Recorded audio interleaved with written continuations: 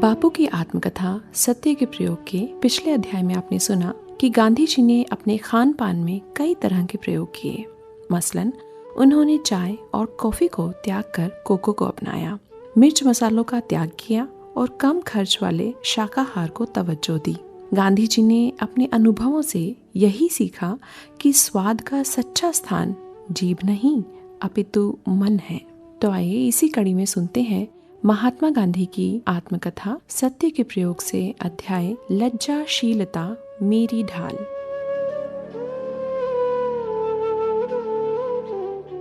शाकाहारी यानी अन्नाहारी मंडल की कार्यकारिणी में मुझे चुन तो लिया गया था, पर बोलने के लिए जीभ खुलती ही नहीं थी।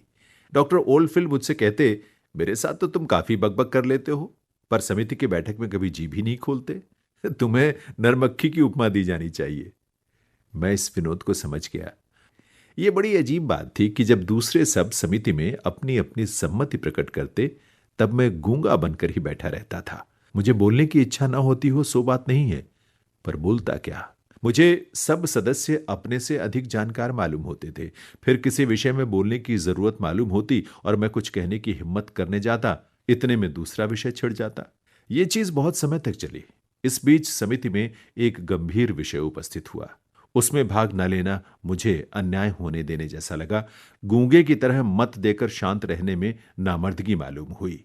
टेम्स आर्यन वर्क्स के मालिक मिस्टर हिल्स मंडल के सभापति थे। वे नीति के कट्टर हिमायती थे। कहा जा सकता है कि मंडल उनके पैसे से चल रहा था। समिति के कई सदस्य तो उनके ही आश्रय निभ रहे थे। समिति में डॉक्टर एलिंसन भी थे। उन दिनों संतानोत्पत्ति पर कृत्रिम उपायों के अंकुश रखने का आंदोलन चल रहा था।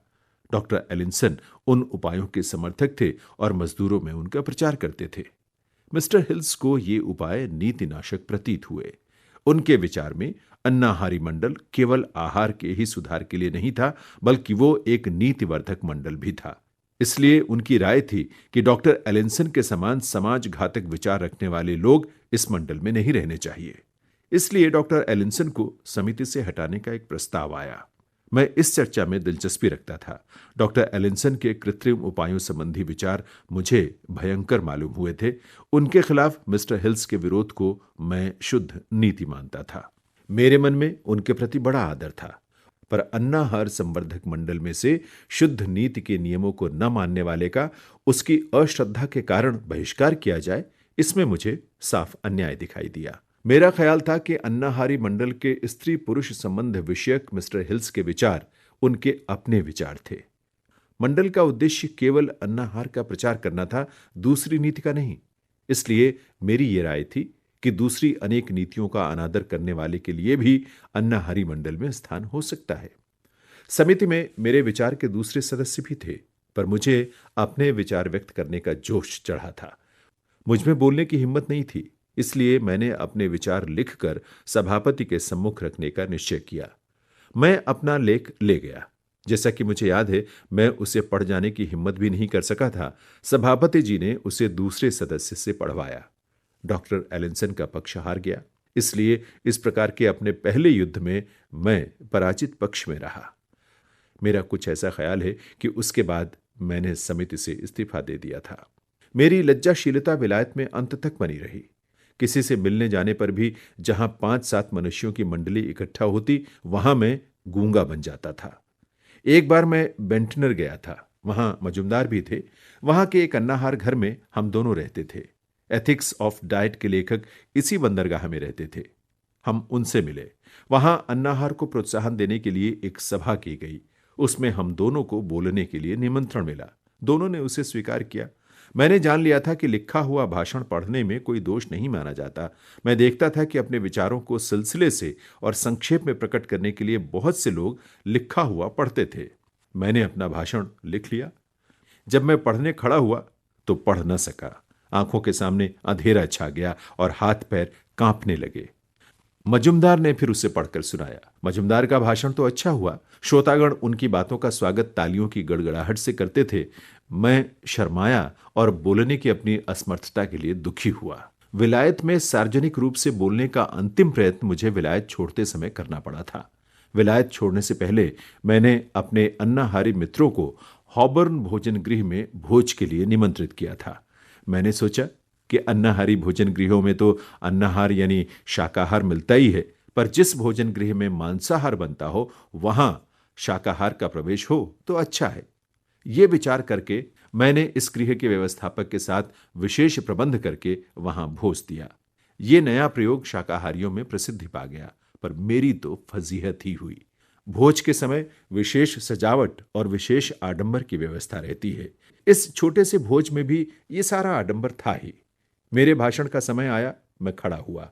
खूब सोचकर बोलने की तैयारी की थी। मैंने कुछ ही वाक्यों की रचना की थी, पर पहले वाक्य से आगे न बढ़ सका। एडिसन के विषय में पढ़ते हुए मैंने उनके लज्जाशील स्वभाव के बारे में पढ़ा था। लोकसभा यानी हाउस ऑफ कॉमन्स के उनके पहले भाषण के बारे में कहा जाता है कि उन्होंने मेरी धारणा है, मेरी धारणा है, मेरी धारणा है यूं 3 बार कहा, पर बाद में वे आगे न बढ़ सके।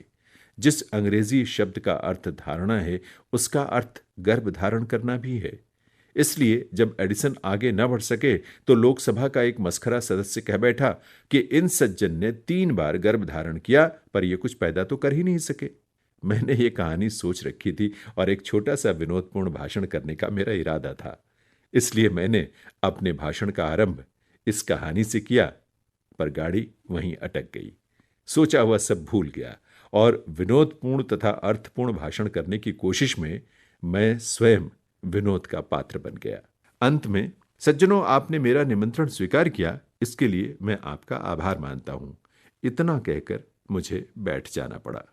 मैं कह सकता हूं कि मेरा यह शर्मीला स्वभाव दक्षिण अफ्रीका पहुंचने पर ही दूर हुआ। बिल्कुल दूर हो गया हो ऐसा तो आज भी नहीं कहा जा सकता। बोलते समय सोचना तो पड़ता ही है। अपने इस शर्मीले स्वभाव के कारण मेरी फजीहत तो हुई, पर मेरा कोई नुकसान नहीं हुआ, बल्कि अब तो मैं देख सकता हूं कि मुझे फायदा हुआ है। पहले बोलने का यह संकोच मेरे लिए दुखकर था, अब ये सुखकर हो गया है।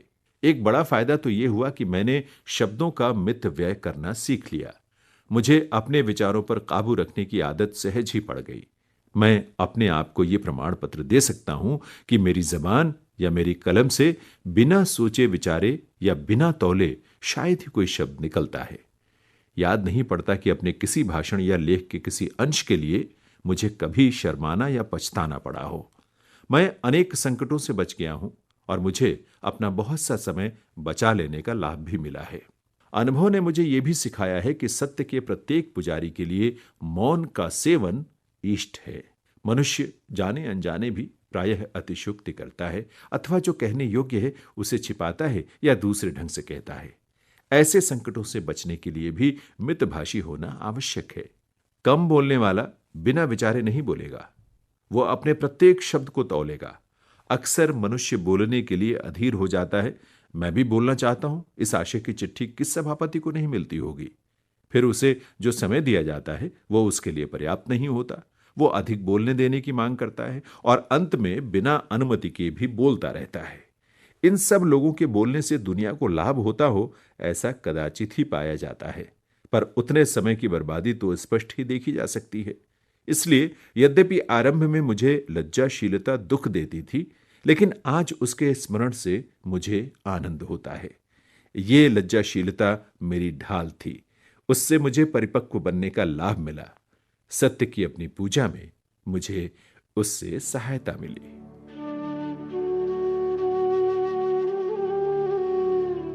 अभी आप सुन रहे थे महात्मा गांधी की आत्मकथा सत्य के प्रयोग से अध्याय लज्जाशीलता मेरी ढाल। वाचन स्वर था जैनेन्द्र सिंह का। प्रस्तुतकर्ता निशा भारद्वाज।